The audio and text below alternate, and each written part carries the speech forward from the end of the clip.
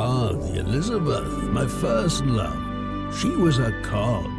It's been almost 30 years now since I first sailed with her over the seven seas, and it took several months to build her in that first little shipyard.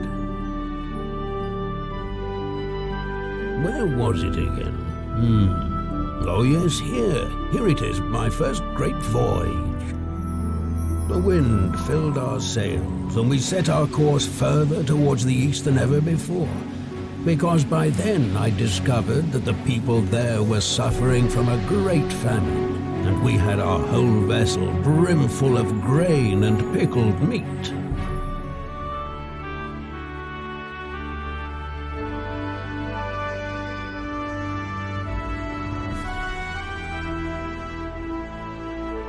And then came the day when I signed a contract to construct the new Merchants' Guild building.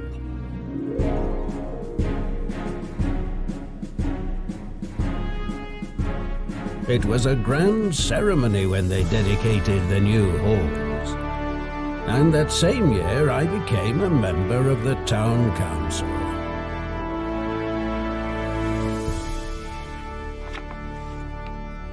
But there were also bad times. Pirates, buccaneers, the plagues of the seas. Bah!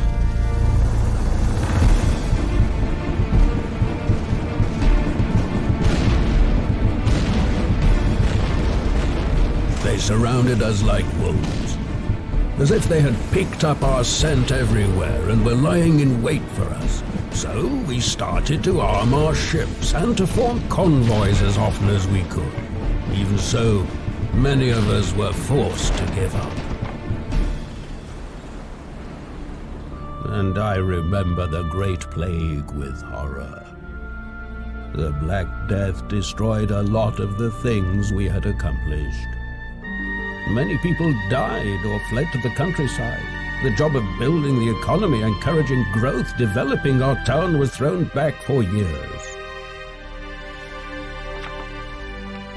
But bear in mind, the downright endless years of hard work rewarded me 1,000 times over. When I cast my eyes over my hometown, and I see how splendidly she has developed over all these years, then I can rightly say with pride, I made my contribution to it. And now to you, my young trader. Will you manage to expand your little company? Will you gain fame, wealth, and recognition? So ignore the fact that that says Patrician II. I think they just lifted that from Patrician II's introduction. There's a bit of a weird history between Patrician II and Patrician III. This is basically Patrician 2.5. They added some new things like the ability to build buildings in cities and also to send expeditions outside of Europe. But the differences between 2 and 3 really aren't that great. Someone in chat was asking how old the game is. I believe that Patrician III was released in 2000. So it's 18 years old. So yeah, it's pretty old. Right, we are going to do a new single-player game. First name, Mordred. Surname, Viking. Male, standard map, hometown. Okay, so your hometown choice matters. You can choose any of the places which are blue or blue and red, I believe. The blue ones are the Hanseatic towns. That's where the Hansa are the most prevalent, and then the red ones are like the trading places, just like wealthy trading areas, trading stations. Then you've got the trading offices, which are like London and what's that? Bruges. So we are going to talk about what this game actually is. So I wasn't actually going to run the introduction. I usually just skip through those and get into the game immediately, but it actually gives a fairly good overview and setup for what this game is.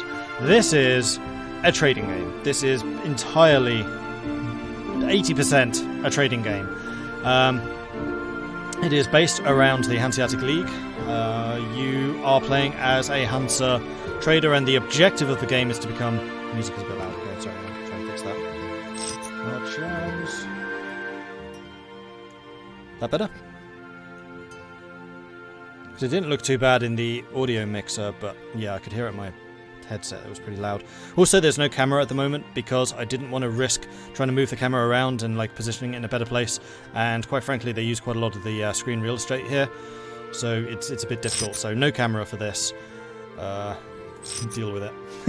So yeah, this is a multiplayer. No, sorry, start again. This is a trading game set in the Hunter. So this is predominantly in the Baltic region. The head of the Hunter is here in Lubeck, and it basically spread out to these other cities. You can choose one of the blue cities for your starting location.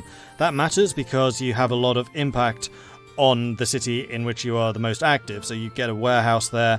I think you have slight popularity bonuses. The mid-term objective is to become the mayor of a city, which then allows you to build up the defenses, do some diplomatic stuff, though that's limited. This game really is mostly about trade. What resolution am I on? I'm on whatever works the best.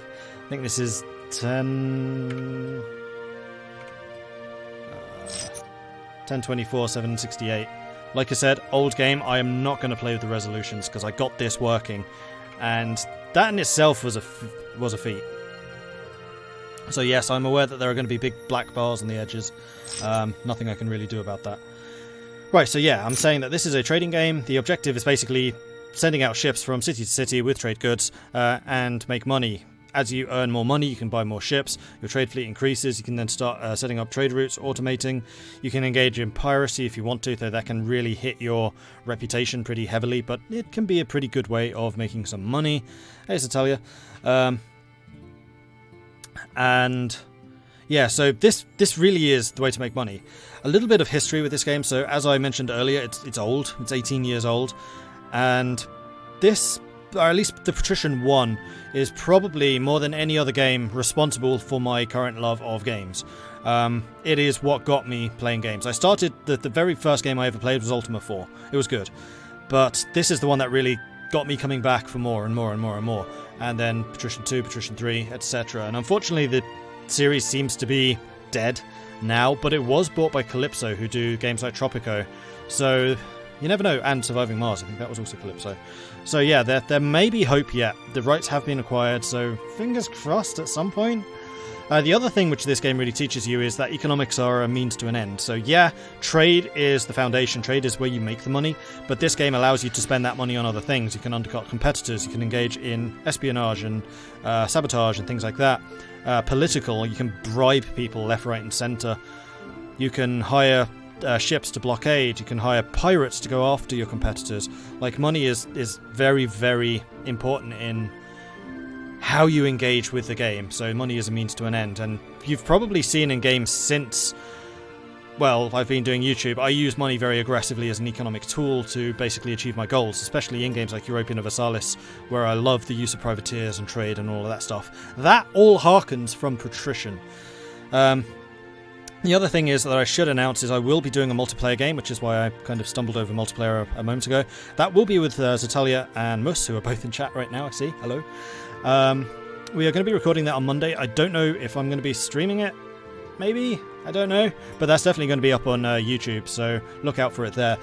Because I recognise that multiplayer is a little more difficult for me to answer questions and tell you what's going on, I thought I would do this stream separately, so I could talk through what I'm doing things, why I'm doing things, how things work, and if you have any questions, do let me know. I realise this is like, of all the niche games I do, this is probably the most niche of the niche games. It's also, as I've said 3 times now, old. So a lot of you are probably just not aware that it even exists. Right, so we need to choose where we are going to start. I think, spoilers, that I am going to be essentially pursuing the exact same strategy that I'm going to be doing in the multiplayer game. So I'm going to be basing myself here in Visby, Gotland. And this is also where my love affair with Gotland comes from. And if you ever get the opportunity to go to Gotland, by the way, guys, I highly recommend it. It has still got the original Hanseatic walls around the city. Oh, it's a fantastic place. It really has a lot of history. And like walking through the streets and stuff, it's a very old town and very, very cool. Like, go to the museums and stuff there as well. Very much. Very, very cool.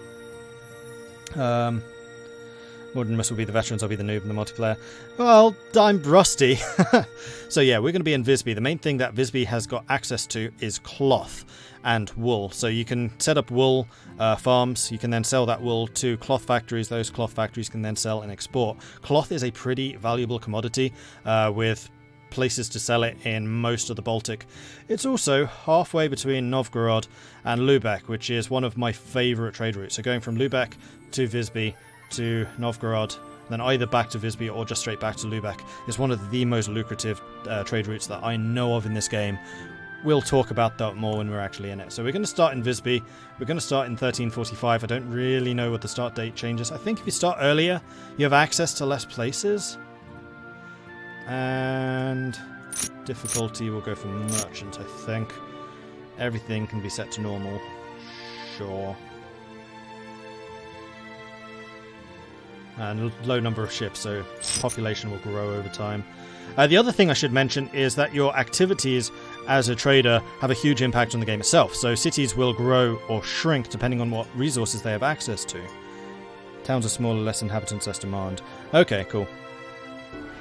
So, for example, if a town is starving, if you ship in grain or meat or other food supplies, then they'll no longer be starving and population will grow again. Likewise, if you keep on bringing in like trade goods or manufactured goods, then they will start to build up their own industries and that type of thing. So you really have a big impact. Plus, you can actually buy and build your own industrial endeavors. So I will probably be setting up wool farms in Visby in order to really corner the market or corner the supply of wool so that I can then start setting up cloth factories and then start selling cloth. So there's a lot of very interrelated activity going on here on how you do this. Port Royal and Rise of Venice. Port Royal was definitely the same developer. It's using this engine, I believe. Rise of Venice. Yeah, it's not Ascaron itself, but I think there were some similar devs. I'm not sure. I'll be honest. Okay, so game speed, we're going to go with normal. You can actually tweak game speed in the game itself, so I think this works. Now, please don't crash. Okay, the game has loaded itself in a window. Oh no, it's normal. Okay, good. So, let's just pause the game for a second as soon as I remember how the hell you do that. There is a way of doing it. Or is it actually paused on that screen? Whoops. Okay, it really does not like going to the menu. Yep, go away menu. I didn't mean to press you.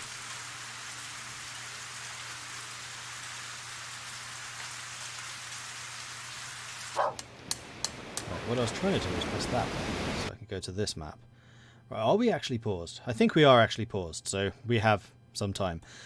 So I can talk about what's going on here. And why can't I scroll the map? Okay, I have to go to the edges. Can't use the mouse wheel. So yeah, as I mentioned, going between towns is the way of making money. It will show you by the town what they require, what ships and things are in port. If you have a ship there, then you can see that detail. And then also a convoy. So once pirates start becoming a problem, and they might later, you can start joining convoys. You can start forming convoys. Yes, I could use arrow keys, except that would require reaching all the way around my microphone. Let's move the keyboard slightly. There we go. Okay, that works. So let's go back into the town. So the town, this is where a lot of the detail works. So you have the town walls. Towns can get attacked. Denmark in particular is a complete bastard in this game, who will very frequently attack basically everyone, because historically Denmark and the Hansa had big problems. Denmark was constantly trying to extract tolls and things across the Øresund Islands, and the Hansa was constantly trying to get around those tax problems by like setting up caravans from Lubeck to Hamburg, that type of thing, to just bypass Denmark entirely. And Sweden was also trying to get a cut. The Hansa was able to thrive because they had special status within the Holy Roman Empire. That was another reason. Denmark saw this as a way of financially undercutting the HRE. So yeah, very big historical influence. Right, we're going to select the Maria Magdalena. Now, there is a way of renaming ships. Ship overview. Nope, that just goes to on it. Nope. Dock. So clicking on the cranes is how you set the trade. So you can see what goods there are in the town, the buying price and the selling price. So for example, we will want to be buying cloth for those prices, and then thankfully once you're actually buying cloth, it will tell you like the average overall. So as I'm buying it, the price is going up. We can buy in bigger sets to basically lock down the price. The price has already gone up because of that. This is going into the office, which I didn't actually want to do. I want to go into the ship. With a capacity of 150. Right, there is a way of switching. Right, now we're going into the ship. Why are we... Oh, because I have the ship selected. Aha. Yeah, this is definitely a learning process again. It is many years since I played this.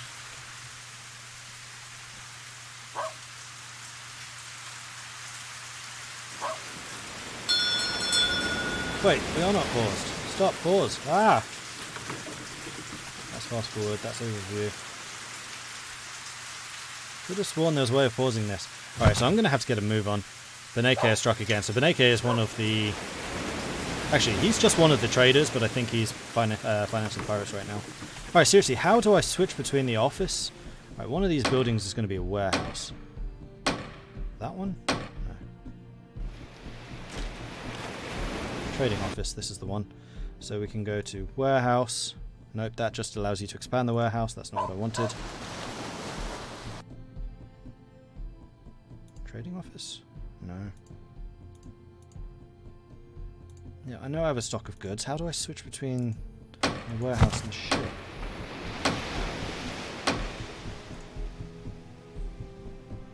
Hey, Tuna. Alright, well, I'm going to have like 10 cloth just stuck in the ship somewhere. So we're going to buy 50 of this. This is definitely going into the ship. You can see how much we are carrying there. We'll buy that much. 23, sure. We'll then go to the pub. So we need to hire a crew. Probably want to go to the maximum, like so. Do we need food supplies? Trade with the ship, then you have to... Ah! Here we are. So it was ship to office, office to the ship. There we go. Thank you! So we are now carrying 33 cloth. See you, Zatalia. So do I need food supplies on ships? I feel like I do. I just cannot remember offhand. Well, I'm going to buy some grain just in case. Oh no, grain costs... Okay, so the difference between the bundles and the barrels is bundles weigh more, a lot more. I think they're like 10 or 20 space, while the barrels are, I think, just 1. And then some of this space is also being used up by the crew. See you, miss.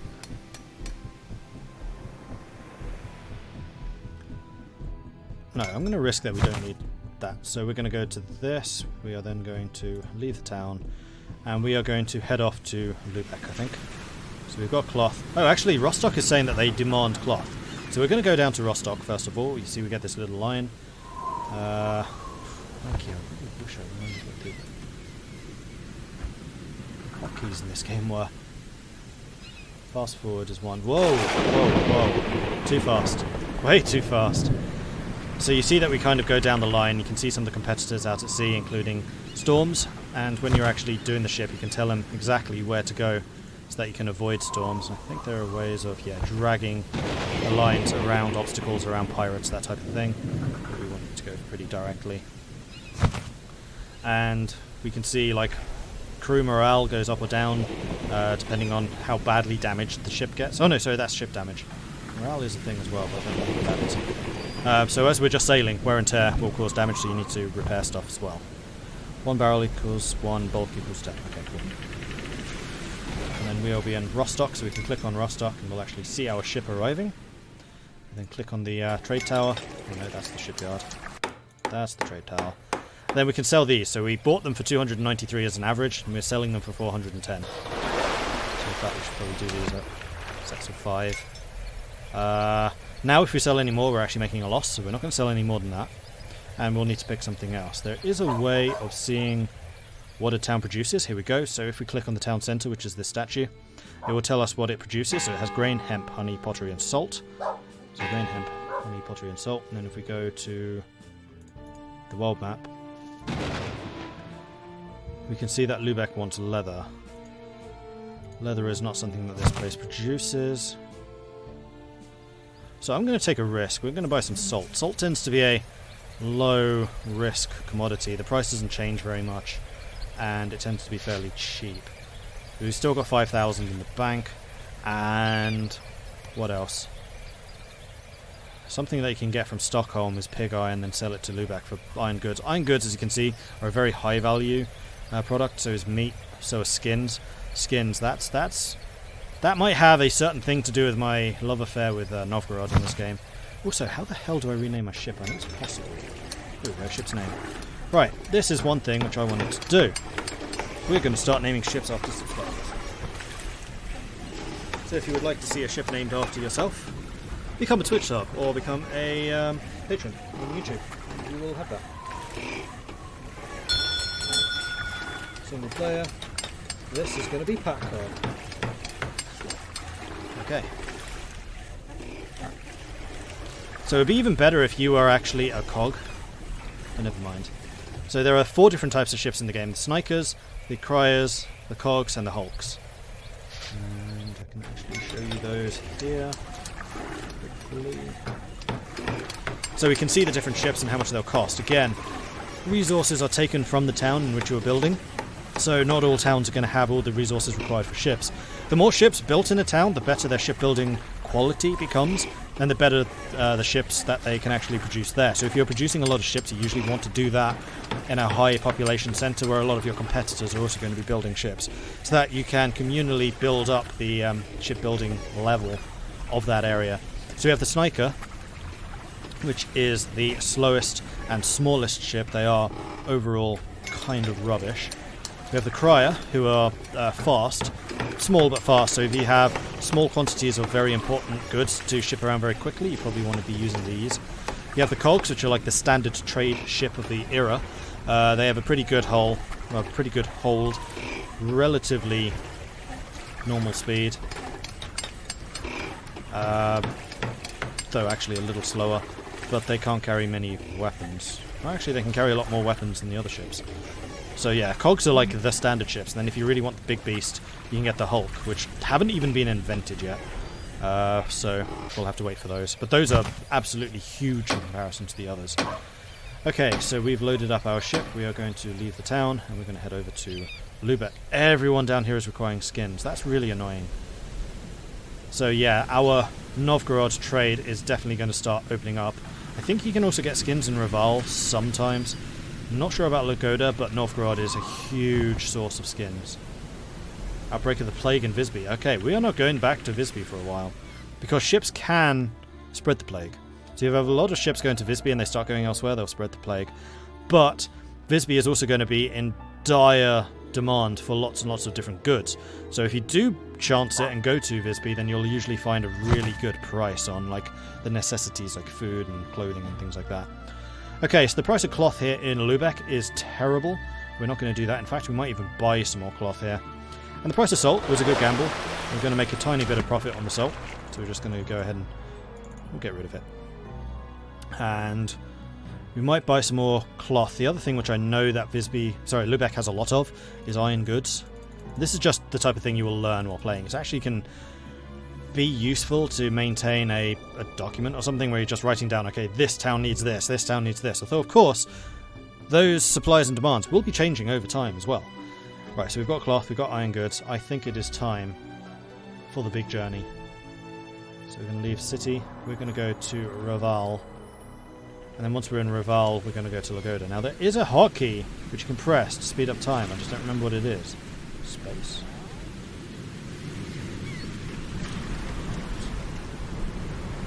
The other thing is, while you're in town, you can actually watch your ship leaving. Oh, it's gone. Whoops. No! I pressed escape.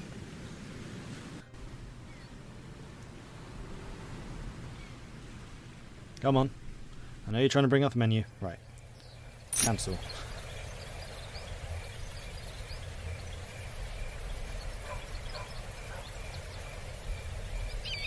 Yeah, man. There we go. Back to the normal screen, and there we go. Here's our ship. And then we can also see Van Boring, one of our competitors, with the Heart of the Sea. He's also a sniper, carrying 150 goods, but his ship's quite badly damaged. So if we were a pirate, this would be a juicy target. But we are not a pirate. We don't even have guns on our ship yet. That is something you can do, and some cities will not allow you to dock if you come armed, especially if you have hand-to-hand weapons for your crew. Like Ladoga, I think, is famous for that, and I think Riga is another one that won't allow you to dock if you have a lot of weapons on your ships. Okay, seriously, how do I skip? I know there's fast forward. Is there a way of reducing the fast forwardness of the fast forward?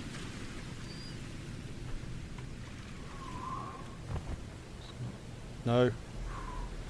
I pressed escape, but thankfully that just closed the thing. So I'm not allowed to press escape. That's the rule. You can still see the overview. We can show how many guns it's showing. I guess that's the value it's carrying. So we have a pretty valuable cargo right now. We could stop off in Visby and drop off the iron goods, but I have a feeling they'll be worth more up here. Novgorod actually wants wool. Hold on. Let's go back to Visby, because the plague's... No, the plague's still there. Let's not go to Visby. It's a silly place. Taxes for the trading officers have come in, amounted to 280, wages for the sailors. So taxes are always on the 29th, so I need to bear that in mind, because we're currently losing money because I'm not able to pay those. So we'll have to stop off, I think, in Reval and sell some stuff in order to pay off our debts. And the more ships you have, the more warehouses you've built, those will all have upkeep. The more industries you have functioning, that'll all cost you money. So you do want to try and keep a rather... You can. Of course you can. You can keep... You probably should keep a certain amount of money in the bank. Though because we're so early on, it makes sense to just buy and sell everything. You can also take out loans, and then use the loans to finance you early on. Right, iron goods here are super cheap. Cloth, however, is a decent profit. So we'll go ahead and sell down to 300. We'll buy some more iron goods. And I'm going to kind of gamble on the fact that Novgorod doesn't have any. The other thing was skins. They do have skins, but they are kind of expensive. 850 each. So I'm hoping that these guys can do it for cheaper. Also, Ladoga right now wants cloth. We have some cloth. Not a huge amount, but we do have some. Reval wants beer. Beer. I know that beer comes from Gdansk. All of these guys want skins. Oh, this is just playing into how I play this game. And over time you do learn like which cities produce what. In fact, I could have clicked on this. Meat production, skins, effective.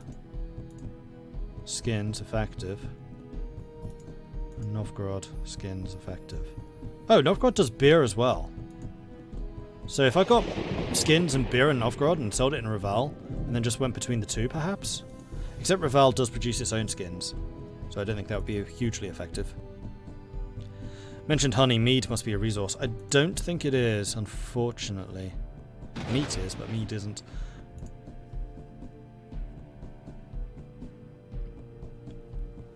Could have sworn there was a way of just speeding time momentarily rather than the full-on fast forward.